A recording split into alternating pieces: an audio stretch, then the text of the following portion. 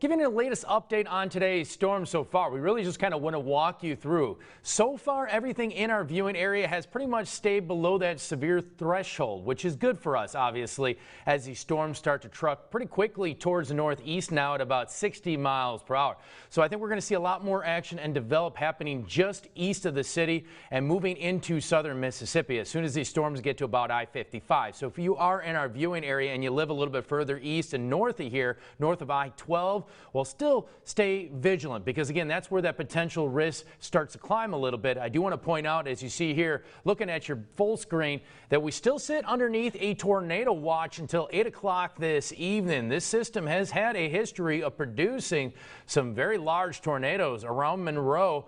And in fact, around DeSoto and Ouachita parishes, multiple tornadoes have been reported, even damage to an airplane hangar just outside of Monroe. And you see a lot of those storms are kind of moving quickly off towards the northeast into portions of Mississippi, Alabama, and Tennessee. For us, again, we're watching that cluster a little bit further south, but you can see the heavier storms, well, they are sitting now or just about to step their way into southern Mississippi. So that tornado watch is still in effect until 8 o'clock. Not a warning.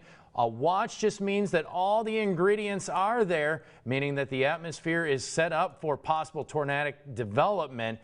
But yet, so far, nothing has developed, which has been very good for us this afternoon. Take a look at the Doppler radar. I just want to show you that a lot of those showers and thunderstorms are currently, at least the tail end, kind of making their way through the capital area, moving through West Baton Rouge Parish, East Baton Rouge Parish, lifting into portions of East Feliciana and St. Helena, and then driving into Mississippi at that point. Again, that's, I think, where that concern is now, just around the Macomb area, that we could see some rotating storms out there that could possibly lead to some tornadoes out there. So again, watch very closely. Just showing you the northern half of the viewing area. Still a lot of lightning out there, still some heavy rain. We're talking periods of up to about an inch to 2 inches per hour. You'll see there are currently no warnings in place. And then as we move along, just want to show you the storm winds, and nothing looks like it's rotating at this hour. But again, just keep an eye on an area a little bit further north. Again, we're kind of watching areas just north of Kentwood moving into southern Mississippi. So around the Tylertown area,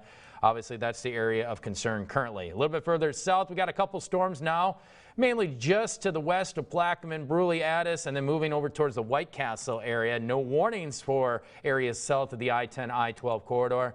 And again, looking at rotation, nothing happening at this hour. So again, I just want to show you that we did have some wind damage in the Lafayette area around Acadiana, and a lot of thunderstorm activity, a lot of tornadoes across the northern half of the state from Shreveport to Monroe at this point, and a lot of those storms continue to drive off towards the northeast. Luckily for us, we got some clouds and some rain out there. We're still sitting pretty mild in the upper 70s. Again, just remember that we still sit under a slight risk, at least for a couple more hours, but things will begin to settle down as we move into the evening hours. And here's your FUTURECAST. A lot of those storms will kind of lift out of here. We could see a couple isolated thunderstorms. We'll step you back a little bit here just to show you when, again, you can see those storms currently in place.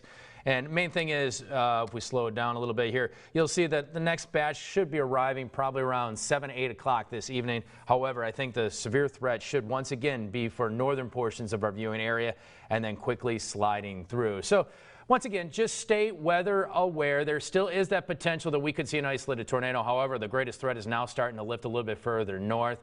Obviously, we're going to have more updates coming up in about 2 hours on our 5 p.m. newscast. So again, just make sure you are staying weather aware just in case. Have that game plan and be ready to put it into action. We'll have more updates if they're necessary. Now back to regular programming.